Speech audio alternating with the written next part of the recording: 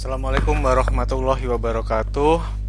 Selamat pagi, selamat siang, atau selamat sore mahasiswa kelas TI 2105 Teori Probabilitas. Seperti yang saya sampaikan, nama saya adalah Ruli Tricahyono.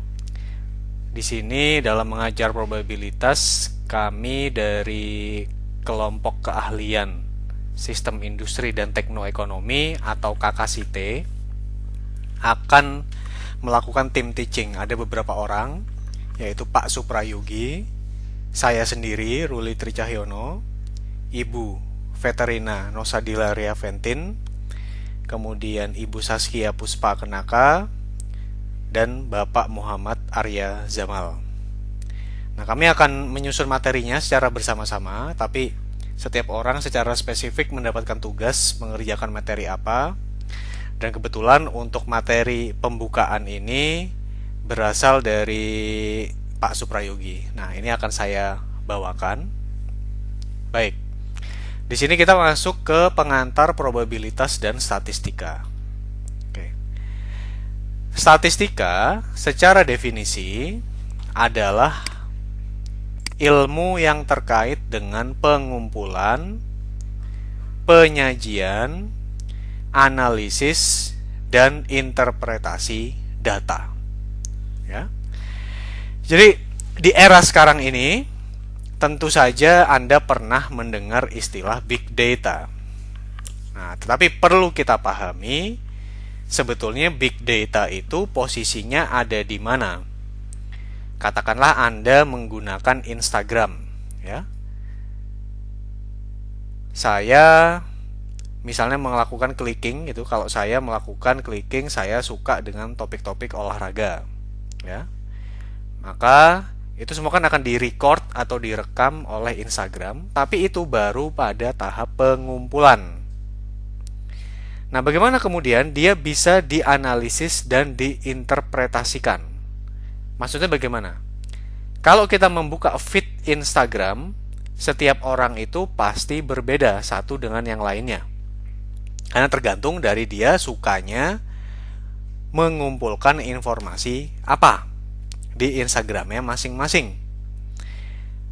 Nah, artinya dari tahapan pengumpulan sampai ke interpretasi itu sebetulnya sudah melalui proses yang cukup panjang, meskipun tidak kita sadari secara penuh. Nah, bagaimana cara melakukan itu? Maka ada proses tambahan. Selain Anda mengumpulkan, maka Anda juga harus bisa menyajikan dan harus bisa melakukan yang disebut sebagai analisis. Ya. Nah, kalau Anda cukup kritis, Anda akan bertanya kepada saya,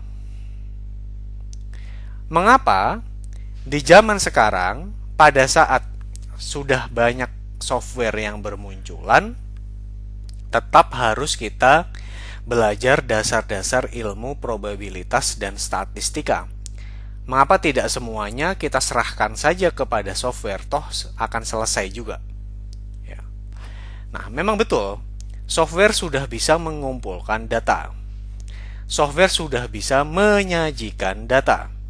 Bahkan, software yang cukup bagus, dia sudah bisa melakukan analisis. Contohnya kalau di dalam ANOVA, analisis post hoc dan lain sebagainya, nanti kalau Anda belajar di semester depan, itu sudah bisa dipelajari.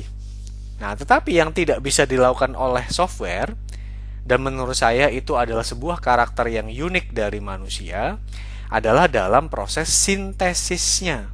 Bagaimana Anda bisa menginterpretasikan, bagaimana Anda bisa memanfaatkan sebuah hasil untuk keperluan di bidang yang lain. Nah, itulah yang sangat sulit dilakukan oleh sebuah software atau mesin. Ya. Kalau kita berbicara dari sisi kerangka bahasanya sendiri, maka statistika itu kalau dalam bahasa Inggris di sini ditulis sebagai statistics, ya, dengan C dan S. Nah, itu berarti merupakan sebuah ilmu. Sama halnya kalau Anda berbicara ilmu ekonomi atau ekonomika, itu adalah economics. Karena kenapa dibedakan seperti itu? Kalau statistik hanya dengan C saja tanpa S, itu adalah sebuah ukuran, ya. Jadi ingat, istilah yang benar adalah kalau kita berbicara ilmunya itu adalah statistika atau statistics, ya. Nah, sebelum kita belajar bagaimana mengumpulkan, bagaimana menyajikan, dan juga bagaimana menginterpretasikan data, terlebih dahulu Anda harus belajar variabel-variabel yang dipelajari di dalam statistika.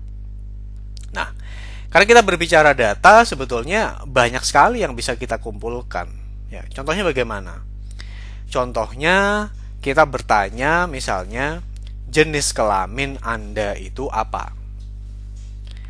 Hanya ada beberapa kategori, yaitu misalnya laki-laki, perempuan, atau juga merupakan transpuan atau waria, ya. Itu kan juga merupakan jenis kelamin. Kemudian golongan darah. Ada A, AB, O, B. Kalau Anda berbicara resusnya, maka masing-masing Anda akan kalikan 2. Karena kita mengenal 2 buah resus, positif dan negatif. Atau misalnya Anda tertarik mengukur tinggi badan. Apa menariknya? Misalnya, kalau saya baca artikel beberapa waktu yang lalu, Belanda itu adalah negara dengan rata-rata tinggi badan pria yang paling tinggi sedunia. Rata-ratanya dia ada di angka 183 kalau tidak salah. Yang saya cukup kaget, katanya Indonesia sebaliknya. Adalah negara dengan rata-rata tinggi badan terendah di dunia yang hanya mencapai 158. Mungkin datanya salah, rasanya tidak sekecil itu. Nah, tapi itu pun merupakan salah satu contoh dari ilmu statistika. Anda bisa mengukur tinggi badan dari sebuah populasi. Apa itu populasi? Nanti akan kita pelajari. Bisa juga Anda mengukur tingkat kepuasan. Nah, ini tentu kalau Anda sering berbelanja online gitu ya, pasti sering sekali mengisi ini. Contoh ya, kalau misalnya Anda baru dikirimi barang, biasanya kan diminta memberikan rating. Apakah Anda puas atau tidak?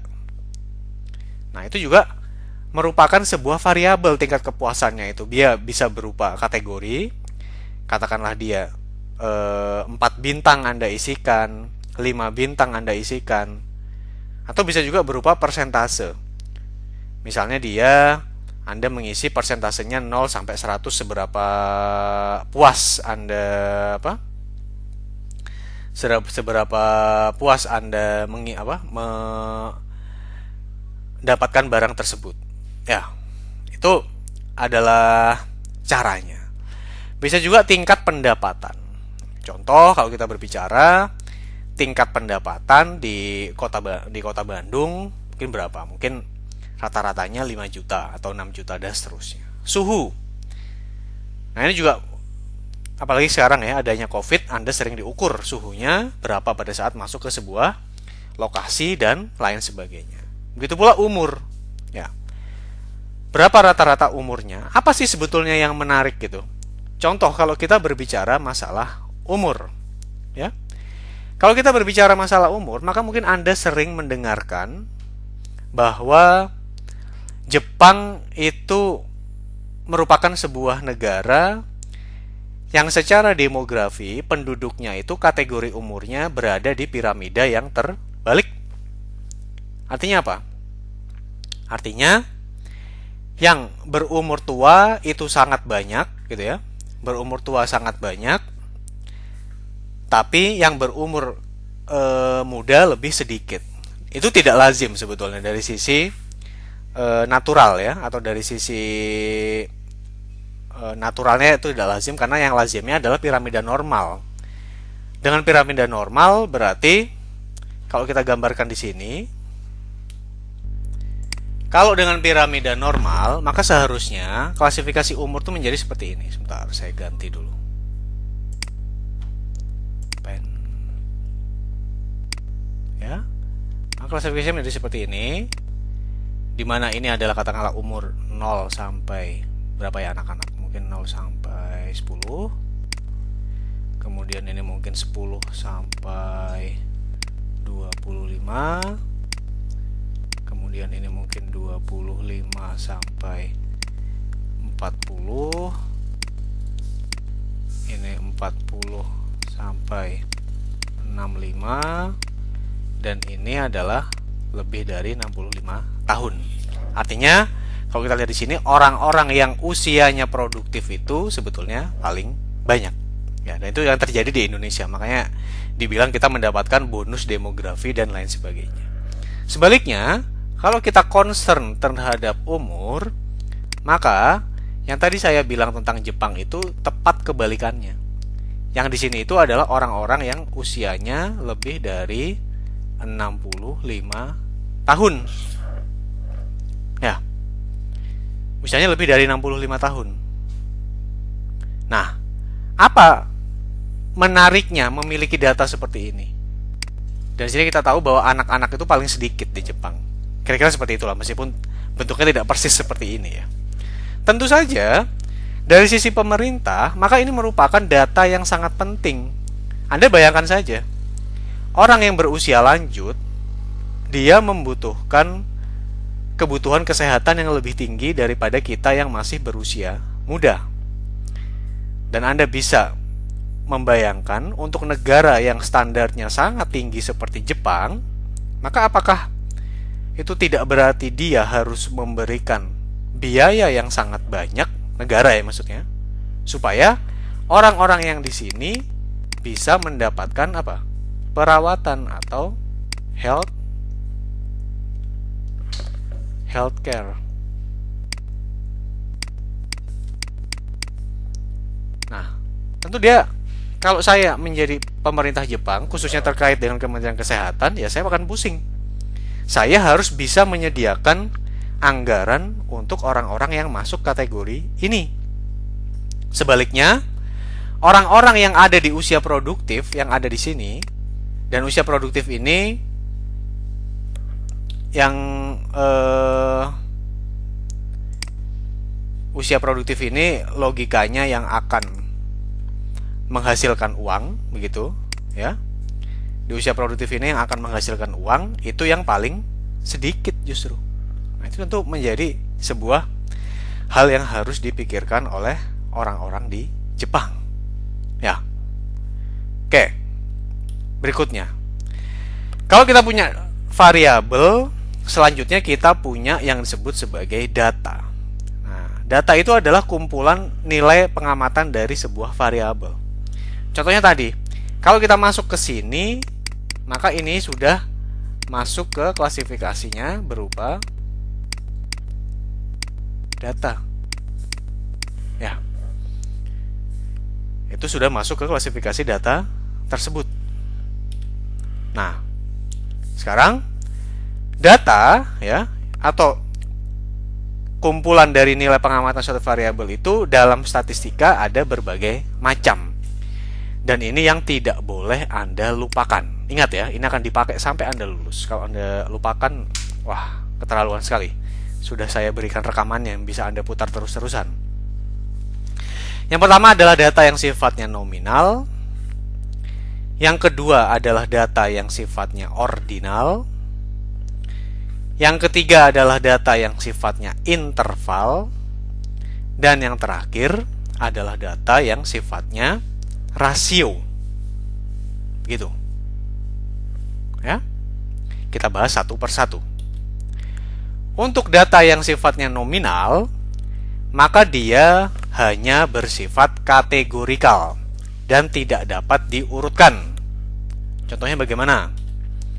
Contohnya misalnya golongan darah A, B, AB, O. Ini hanya dapat dikategorikan A jumlahnya berapa, B jumlahnya berapa, AB jumlahnya berapa, O berapa, dan seterusnya.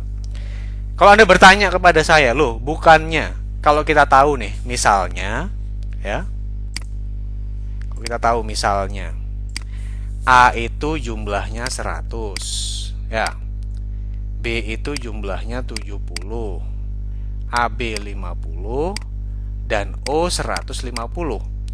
Bukankah berarti bisa kita urutkan bahwa O nomor 1, A nomor 2, B nomor 3, AB nomor 4? Bukan seperti itu. Yang dimaksud pengurutan itu apakah misalnya A lebih besar daripada B dan AB kurang dari O. Tapi bukan jumlahnya, tapi terkait metersnya itu. Atau Anda bisa bilang, oh golongan darah A itu lebih bagus daripada golongan B. Tidak bisa seperti itu. Dia tidak bisa diurutkan. Bisa Anda kumpulkan datanya, tetapi tidak dapat diperingkatkan si golongan darahnya tersebut. Contohnya apa juga? Misalnya perempuan dan wanita. Apakah perempuan bisa diperingkatkan lebih tinggi daripada laki-laki? Ya, kalau secara sosiologi mungkin bisa. Mungkin pria lebih kuat. Mungkin pria lebih banyak menduduki jabatan penting, sehingga pria lebih unggul dari wanita. Tapi kalau secara data ya tidak ada bedanya. Ini hanya berupa kategori saja. Seperti itu. Oke? Begitu pula kalau misalnya Anda berbicara masalah suku bangsa di Indonesia. Jawa, Sunda, Madura, Batak, Minangkabau, Komering di Lampung, di Sumatera Selatan sana tidak bisa diperingkatkan, hanya bisa dikategorikan. Itulah kategori variabel yang sifatnya nominal, tidak bisa diperingkatkan. Berikutnya, ada variabel yang sifatnya dia ordinal. Bagaimana kalau dengan ordinal ini? Kalau dengan ordinal, dia berupa kategori, tetapi bisa kita lakukan pemeringkatan. Karena ada jarak antara satu variabel dengan variabel yang lainnya. Dan jaraknya itu tidak harus sama. Contohnya bagaimana? Contohnya, kalau Anda ditanyakan tingkat kepuasan, maka di sini sangat tidak puas itu kurang dari tidak puas kurang dari cukup, cukup kurang dari puas, dan puas kurang dari sangat puas. Ini tetap merupakan kategori, tetapi bisa kita peringkatkan. Kalau Anda sering mengisi kuesioner-kuesioner yang berkaitan dengan ini, maka itu contohnya bisa kita sebut dengan skala Likert, ya, contohnya itu adalah skala Likert. Oke, sekarang kita masuk ke contoh yang lain. Contohnya misalnya kita berbicara juga tingkat pendapatan. Tingkat pendapatan yang rendah itu kurang dari yang sedang kurang dari yang tinggi. Misalnya kita bisa bikin kategori. Kalau yang rendah itu yang kurang household income-nya kurang dari 1,5 juta rupiah per bulan. Kalau ini antara 1,5 juta sampai dengan 10. Ini lebih dari 10 per bulan. Seperti itu. Dan Anda bisa menghitung frekuensi masing-masing dalam hal ini. Nah, itulah yang disebut sebagai variabel yang sifatnya ordinal. Bisa dikategorikan dan juga bisa diperingkatkan. Yang ketiga, kita masuk ke jenis data yang sifatnya interval. Kalau interval ini, kita dapat melakukan pemeringkatan. Ya. Kita juga bisa mengukur jarak dan jaraknya itu pasti sama. Tetapi dia tidak memiliki nilai 0 yang mutlak. Contohnya bagaimana? Kalau kita mengukur suhu, ya. Di sini kalau kita mengukur, ini gambarnya agak kurang tepat ya. Misalnya kita mengukur 20 di sini, ya. Kemudian 25 itu ada di sini. Karena tadi jaraknya sama, maka seharusnya 28 itu tidak di sini. Kenapa? Karena di sini kan jaraknya adalah 5, tapi di sini 28 seharusnya lebih dekat ke 25 di sebelah kanan daripada 20 di sebelah kirinya. Karena jaraknya 3. Begitu pula 30 akan menjadi lebih dekat lagi karena jaraknya hanya 2. Dari 30 ke 33, maka akan sama dengan jarak 25 ke 28, yaitu sejumlah 3. Tetapi, suhu tidak memiliki nol mutlak. Kalau S suhunya bisa di bawah 0. Begitu pula misalnya S ya, atau suhu di musim dingin misalnya. Nah, untuk variabel yang paling bisa dihitung di dalam statistika atau yang perhitungannya itu mudah ya, karena datanya itu masuk ke kategori yang keempat yang disebut sebagai kategori rasio. Bagaimana untuk data kategori rasio tersebut? Yang pertama, dia dapat diperingkatkan. Yang kedua, ada jaraknya. Dan tadi jaraknya itu sama seperti variabel interval. Jaraknya itu sama. Dan yang ciri khas yang keempat, dia memiliki nilai nol yang mutlak. Kemudian dia juga bisa dibandingkan ya dalam hal ini. Contohnya bagaimana? Contohnya kalau kita menggunakan variabel umur ya, ini pun jaraknya seharusnya tadi ya, seperti pada saat kita membahas suhu. Berarti kalau kita membahas di sini 12, jarak ke 17 itu katakanlah segini. Berarti jarak ke 19 itu harusnya segini, kita kurang lebih ya. Jarak ke 68 jauh sekali. Seperti itu. Ya, dapat diperingkatkan. Dan dia memiliki nol mutlak di mana? Di sini. 0. Tidak ada orang yang memiliki umur yang negatif. Nah, ini adalah skala-skala di dalam kalau kita gambarkan secara klasifikasi seperti itu. Ya. Jadi rasio itu melingkupi skala interval, kemudian skala interval melingkupi skala ordinal dan nominal, rasio melingkupi ketiga-tiganya ya. Ordinal melingkupi dan nominal adalah yang paling raw atau paling mentah. Karena dia hanya bersifat kategori, tapi dia tidak dapat diperingkatkan. Maka Anda seharusnya tidak bisa menghitung kalau skala nominal dihitung kali tambah kurang. Ya. Tapi kalau rasio bisa semua, kali bisa, bagi bisa, tambah bisa, kurang bisa. Ya. Nah, kemudian yang terkait dengan data ini, tadi kan kita baru masuk ke jenis-jenis variabel dan juga jenis-jenis data. Bagaimana kalau Anda mengumpulkan data, Anda bisa menyajikannya secara tabular. Dan itu bentuknya apa saja yang kita pelajari di sini. Contohnya, ini disebut sebagai tabel yang sifatnya satu arah. Artinya di sini ada kategorinya. Ya. Yang berikutnya, di sini ada frekuensinya, ada jumlahnya berapa. Dan Anda bisa mengumpulkan. Kalau di Excel, Anda bisa menggunakan fungsi misalnya count if atau sum if atau apapun yang terkait dengan itu. Ini adalah contoh tabel yang satu arah. Ada kategori, ada frekuensi. Kemudian ada tabel yang dua arah. Jadi kalau Anda lihat di sini, golongan darah ya. Golongan darahnya itu berapa dia yang pria, yang A, kemudian berapa yang wanita. Jadi A-nya bisa dibagi dua. Ada A yang pria, ada A yang wanita. Dan di sini kita bisa menggunakan fungsi count ifs, di mana kita memiliki if-nya itu ada dua, yaitu if dia A dan juga if dia A dan dia pria. Begitu pula dia kalau A dan dia wanita, dan seterusnya. Oke. Kemudian selain ini, kita juga bisa melakukan peringkasan data secara grafis.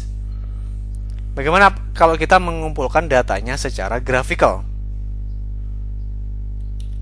Contohnya kalau kita mengumpulkan dalam diagram batang. Sebetulnya ini tidak terlalu sulit, Kalau Anda sudah mendapatkan datanya secara tabular, maka ini seharusnya tinggal Anda bikin histogramnya.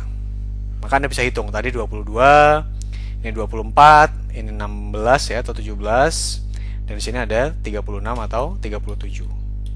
Ya, 37 ternyata. Oke?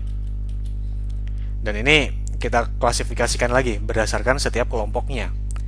Ya, ini adalah golongan darah, ya. Golongan darah bisa kita klasifikasikan. Misalnya dia tahu A itu berapa yang pria dan A berapa yang wanita. B berapa yang pria dan berapa yang wanita, dan seterusnya. Oke?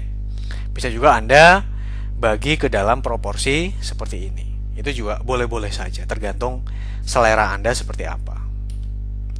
Bisa juga kita mengumpulkan dalam diagram garis di sini. Ini berapa yang A, berapa yang B, berapa yang AB, berapa yang O. Di sini kita bagi diagram garisnya. Ada yang A pria, ada yang A wanita, B pria, B wanita itu sama-sama 12. AB itu lebih banyak yang pria. Kemudian begitu pula, lebih sedikit yang pria ya. Begitu pula O lebih sedikit yang pria. Ini adalah diagram lingkaran, atau dalam bahasa Inggris kita sebut sebagai pie chart. Sini. Bagaimana cara kita membuat pie chart? Ya.